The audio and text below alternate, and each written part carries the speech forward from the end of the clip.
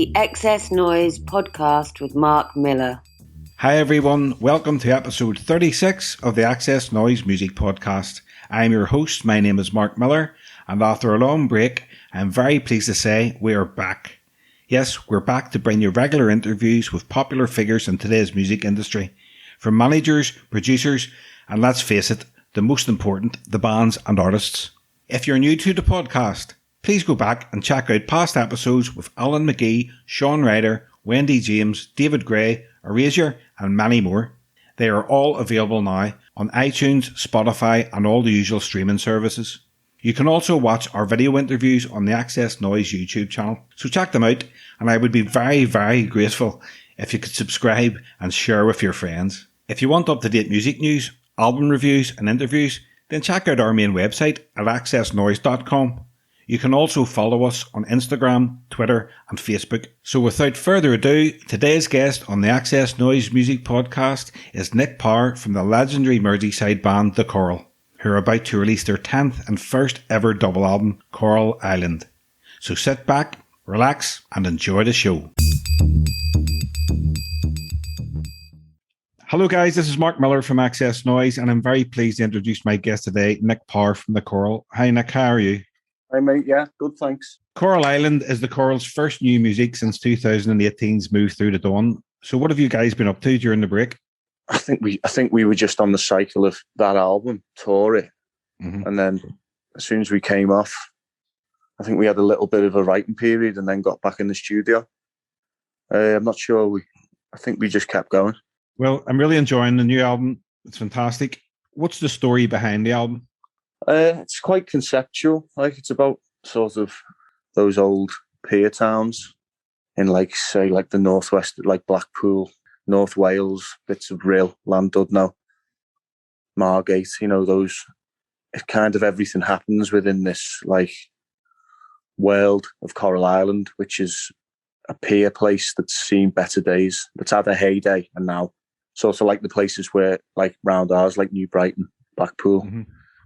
I've seen better days, you know. Who came up with the concept, and was Coral Island always intended to be a double album? I think we all came up with it, really. It's stuff that we kind of always touch on because we're into that kind of, that thing of like, you know, some of Springsteen's like Asbury Park, bits of Tom Waits stuff. But that's in America, but we thought, well, we've got all that on our doorstep. So, and the British version's really unique and you can immerse yourself in it.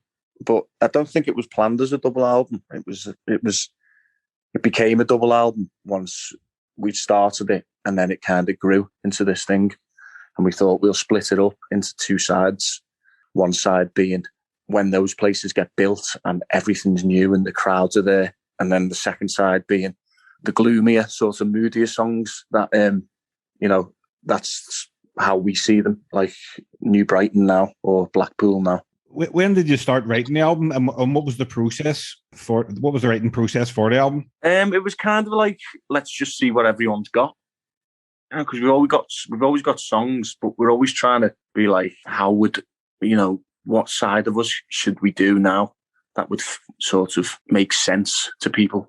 Because there's quite a few sides that we can do. Like, I think Distance in Between was there was a little bit of a psych resurgence, so we were allowed to do the side of us that's maybe more a bit like 13th Floor Elevators. But I think this one was at the end of a 3-album cycle, so we were like, we haven't really got anything to lose. No, let's just do exactly what we want and see what happens. So it was like, well, let everyone bring your best 2 tunes in and everyone write a little bit and, you know, do a little soundtracky bit and then see what we've got and then try and stitch it all together at the end. Once you decided on the concept of the album, was it difficult sort of writing and creating songs to go along with the story?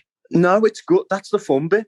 But I think once you get like, you can get like 2 singles maybe, or 2 songs that you think, oh, we like, once we've got them, we can go anywhere now. And that would be like Change Your Mind, because it's like, once you've got like a good single in the bag, you can go into the more weirder bits.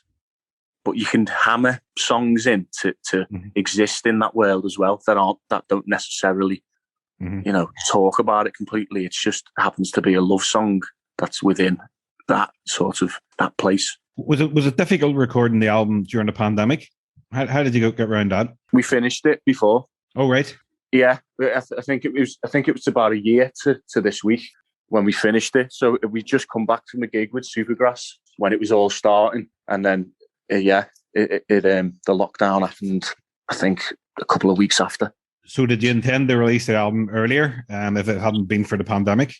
Yeah, probably would have come out in about September last year. And how did it feel having to sit on the album? You know, when you just completed it, I'm sure you just wanted to get it out as soon as possible. I know there's always a bit of a delay once a band finishes an album, you know, until it's released with the label and stuff like that there. But how did it feel having the body of work sitting waiting to be released? Yeah, we're bad for that as well, because we usually do things and then bang it out and we're on to the next thing. I don't know, I think in the lockdown, though, it was kind of like you learned how to slow down a bit, so it wasn't too bad. And then we were kind of tying up little loose ends on it that maybe we wouldn't have had the chance to do. So I think it's been a good thing for it overall. James and Ian Skelly's granddad, 85-year-old Ian Murray, a.k.a. the Great Moriarty, narrates the album. How did he get involved? We wrote the little bits for him as like, they're like liner notes. So, and then when we read them, we were like, oh, let's record these and we can use them on the album. A bit like that Small Faces album, Ogden's Not Gone Flake. And then we were going through people like, oh, who should we get to do it? Like Tom O'Connor. We said we might try and remember him, but he didn't reply. And then we just came. We went through all these people. We were like, one member of the band will end up hating that person. So it's like, because their granddad was kind of always a big storyteller for us anyway, even when we were kids. So he rose to the occasion, and he sounds like Trevor McDonald on one bit because that's his hero. So he pronounces some of his words like Trevor McDonald. Amazing. Yeah. You've released 2 singles already from the album, Faceless Angel and Love Undiscovered, which are tremendous tracks. Why did you put them out first? Did you think they represented the album, or maybe they're more radio friendly? I think the first one was like a teaser, because that Faceless Angels, like, I don't know, it's like a sort of, it's like it's something you'd find on like a Chess B-side from like 1957 or so. It's got that feel, hasn't it? Like or a Joe Meek thing. But we just felt like that kind of represented the whole album best, you know, with the fairground organ and the kind of rockabilly backbeat. And then the last one's a good single, yeah. And the probably the 2 now after that will probably be the most radio friendly, because we want to sort of get the album out to as many people. My favourite track on the album is My Best Friend. I just love the drums on it. Brilliant, yeah. It's got cowbell on it, hasn't it? Yeah. Yeah, that's kind of like quite like an innocent sounding tune, isn't it? And it's got harpsichord in as well. It's got like an electric harpsichord. It's like that band The Left Bank. Ever hear them, like the 60s group? Yeah. I tried to make it like them a bit. But yeah, I like that one myself. Yeah, apart from the singles, it was the first one that really sort of got under my skin. I really enjoyed it. Nice one. What song on the album was the hardest to nail? There's always one. Well, it was one of them, this album. We kind of did it differently to how we usually do albums. Usually we're all in for like 2.5 weeks, 3 weeks, and then we'll just hash it out until it's done. But this one, we were kind of coming in at different times, you know, coming in separately to the sessions and adding bits, and, you know, people playing different instruments on each one, things like that. So we kind of built it up like a weird, you know, like a patchwork almost. So we don't really find them that hard to nail anymore. And we kind of know what we're doing now, you know, in our own worlds, in a weird way. And you actually built a choral island. Yeah, the artist who did it, Edwin, I forget his second name now. He's built a diorama. Yeah, it's huge, and you see it, I think, in a couple of the videos. Yeah, but that's the front cover as well. But it all adds to the sort of, you know, like the immersive thing of that world, I think. Yeah, it's really good. And the album was recorded in the legendary Power Street Studios, which was potentially supposed to be getting knocked down. And I don't think that's happening now. Is that correct? I'm not sure. It's definitely getting sold, unfortunately. But whether it should be a listed building. It's like, absolutely, it's really nice building, but you never know with Liverpool Council these days. They seem to just be like putting the wrecking ball into everything. so they can put flats up. It's like every major city, I suppose, isn't it? Yeah, that's it, man. Yeah, well, they knocked the Cavern down, didn't they, in about 1975? Yeah, I mean, that was an absolute disgrace. Like, Do you know what I mean? Yeah, it's nuts, isn't it? I was there last year, just before lockdown. A really good time in the new Cavern. Yeah, class. It's good now. Like, they knocked it down to build a car park. I know. Like, I'm sure whoever's decision that was regrets it now. Oh, mate, yeah. What else did they do? There was like this amazing. There used to be this amazing building called like the Sailor's Home. Mm-hmm. I don't know if you've ever seen pictures of it, but that was knocked down for like something that never, a road project that never got started. Crazy. It's just tragic. You've also written a book as a companion piece to the album, Over Coral Island, with illustrations by Ian Skelly. In the book, does it deal with the same characters? Are they explored, the same characters that's explored on the album? What can you tell me about that? Yeah, I think as we were writing it, we got all these really like interesting characters in, like an ex-fire eater who they make you give up smoking, or like the fella who plays the werewolves, like an alcoholic who's down on his luck.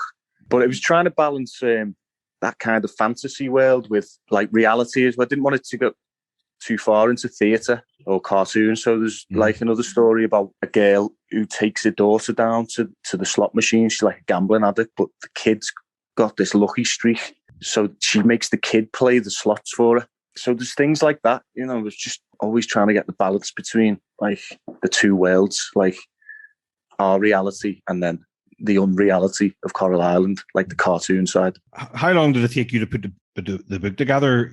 Obviously, I'm sure you were busy recording the album. Were you putting the book together in tandem with recording the album? It was done.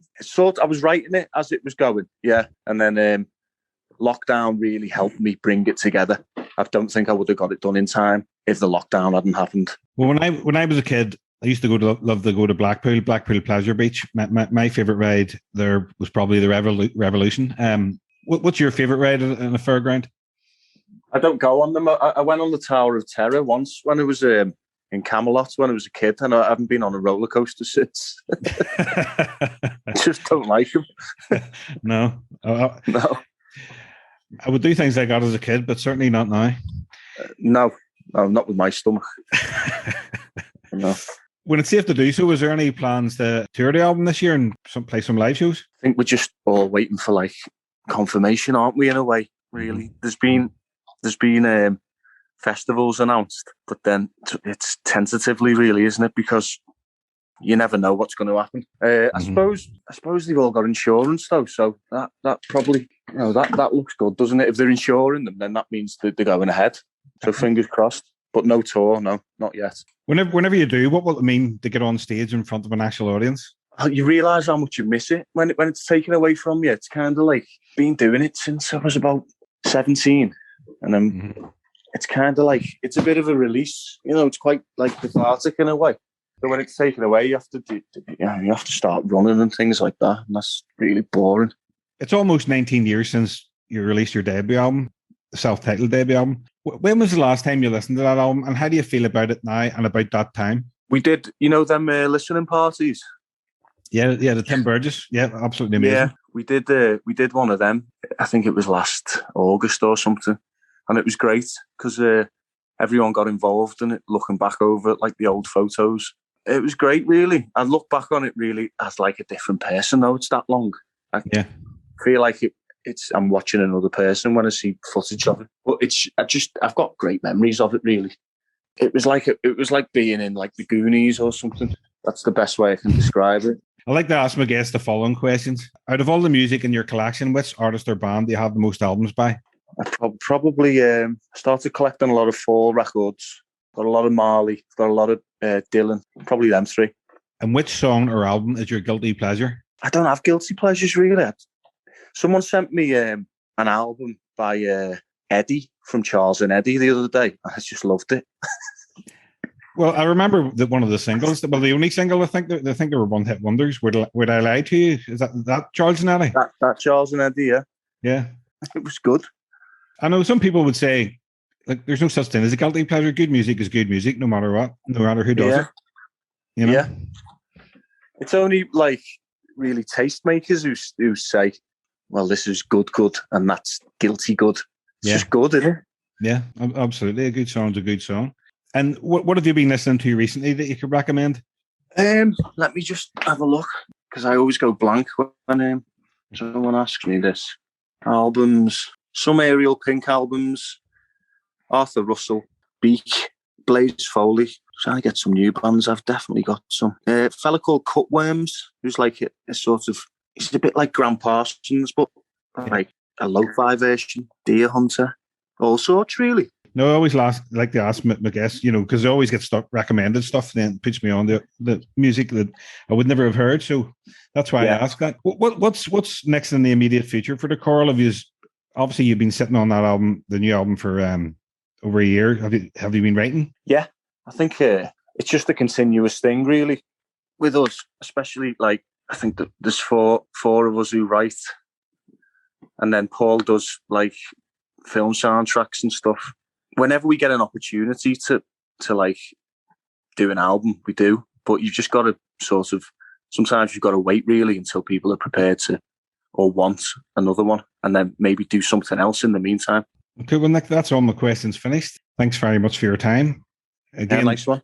I'm really enjoying the album, and I wish you all the best with it, and hopefully see you in Belfast or Dublin down the line for some live shows. I hope so, mate. Yeah. Nice one. Thanks. The Xs Noize Podcast with Mark Millar.